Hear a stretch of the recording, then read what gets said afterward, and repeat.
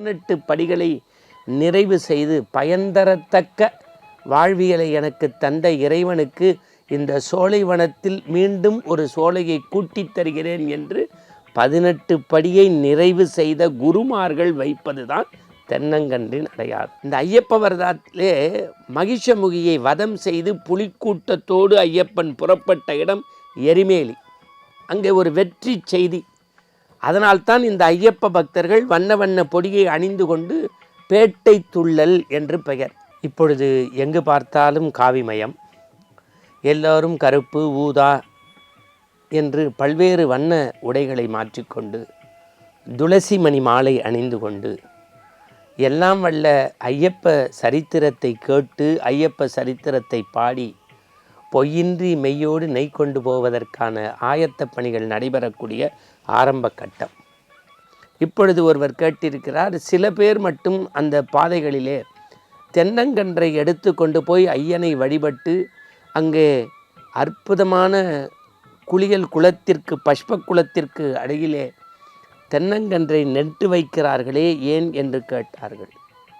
தென்னை எப்படி பிறருக்கு பயன் தருகிறதோ அதுபோல 18 படிகளை நிறைவு செய்து பயன்தரத்தக்க வாழ்வியலை எனக்கு தந்த இறைவனுக்கு இந்த சோலைவனத்தில் மீண்டும் ஒரு சோலையை கூட்டித் தருகிறேன் என்று 18 படியை நிறைவு செய்த குருமார்கள் வைப்பதுதான் தென்னங்கன்றின் அடையாளம். நிறைய பேர் கேட்குறாங்க, சார் எரிமேலியில் வண்ண வண்ண பொடியை போட்டுக்கிட்டு பேட்டை துள்ளி தந்தானே தந்தானே தன்முகசாமி, தில்லாலே தில்லாலே ஐப்பியசாமி, 5 படை அதிபதியாம் ஐயப்பசாமி, 6 படை அதிபதியாம் முருகசாமி, எரிமேலி, அச்சங்கோவில், ஆரியங்காவு, தர்மசாஸ்தான்னு பாடுறாங்களே, அதனுடைய நோக்கம் என்னன்னு அருமையான கேள்வி. இந்த ஐயப்ப வரதாற்றிலே மகிஷமுகியை வதம் செய்து புலிக்கூட்டத்தோடு ஐயப்பன் புறப்பட்ட இடம் எரிமேலி. அங்கே ஒரு வெற்றி செய்தி. அதனால்தான் இந்த ஐயப்ப பக்தர்கள் வண்ண வண்ண பொடியை அணிந்து கொண்டு பேட்டை துள்ளல் என்று பெயர்.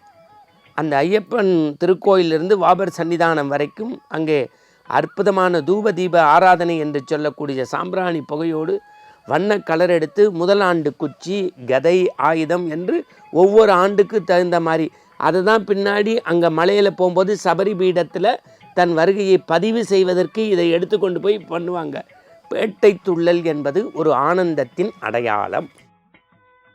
அப்புறம் சில பேர் கேட்குறாங்க, ஐயா இந்த பெருவழி சிறுவழி பாதை இருக்க எதில் போனால் ஐயப்பனுடைய அருள் கிடைக்கும்? இது ரொம்ப எல்லா பக்தர்களுமே தெரிந்து கொள்ள வேண்டியது. பாதை முக்கியமல்ல, பயணம்தான் முக்கியம். நம்முடைய வழிபாடும் நோக்கமும் தான் முக்கியமே தவிர எத்தனை வருஷம் போகிறோம் எப்படி போகிறோங்கிறது முக்கியமல்ல. ஒரு மண்டல விரதம் இருந்து புனிதமான முறையில் எரிமேலி டு சன்னிதானம், அது பெரும்பாதைன்னு பேர். சிறும்பாதை பம்பையிலே நீராடி கன்னிமூல கணபதியை தரிசித்து ஆஞ்சநேயரை வணங்கி பயணம் தொடங்குறாமே, அது சிறுவழிப்பாதை. அவரவர்களுக்கு உகந்த உடல் வலிமைக்கு ஏற்ற பாதை எதுவோ அதை உகந்ததாக தேர்ந்து கொள்ளலாம். இறுதியான பயணம் ஐயப்பனையே சேரும். அடுத்து கேட்குறாங்க, ஏன் ஐயப்பனுக்கு நெய் அபிஷேகம்? அந்த நெய்யிலே மகாலட்சுமி வாசம் செய்கின்றால் பிரிகின்ற ஒன்றிலிருந்து பிரியாத ஒன்றை எடுத்து கொடுப்பது. பால் மறுநாள் பயன்படுத்தி உரக்கூத்திட்டோம்னா தயிராயிடும், அந்த தயிரை கடைஞ்சிட்டா மோராயிடும், அந்த மோர்லேயும் எடுத்துட்டா வெண்ணெய் ஆகிடும், வெண்ணெயும் உருக்கிட்டா நெய்யாயிடும், உருமாறும். இந்த அழிகின்ற பொருளிலிருந்து அறியாத ஆன்மாவை சுத்தப்படுத்தி தேங்காயினுடைய உட்புறம் வெண்மை போல எடுத்து வந்து பொய்யின்றி அபிஷேகம் செய்வது தான் நெய் அபிஷேகத்தினுடைய நோக்கம்.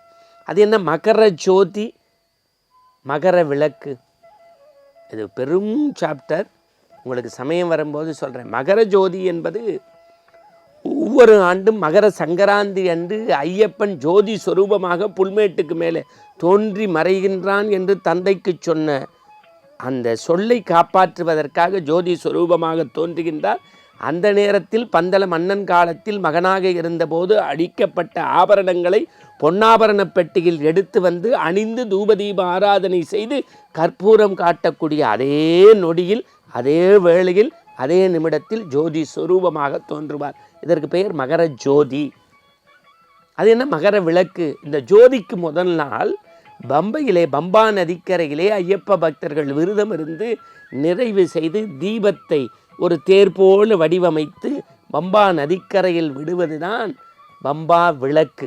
இந்த ஐயப்ப வழிபாட்டினுடைய சிறப்பு என்னன்னு ஒரு வார்த்தையில் சொல்லணும்னா, மண்டல விரதம் இருந்து 18 படியை ஏறுவதற்கு இருமுடி இருந்தால் மட்டுமே அனுமதி என்று சிறப்பு வழிபாடு இல்லாத ஒரு தலம் கலியுக வரதன், கண்கண்ட தெய்வம், வில்லாளி வீரன், வீரமணி கண்டன், ஒருவனே ஆனந்தம் தருகின்றவன், அவன் சபரிகிரீசன், சாந்த ஸ்வரூபன் ஐயப்பன். சுவாமியே சரணமையப்பா.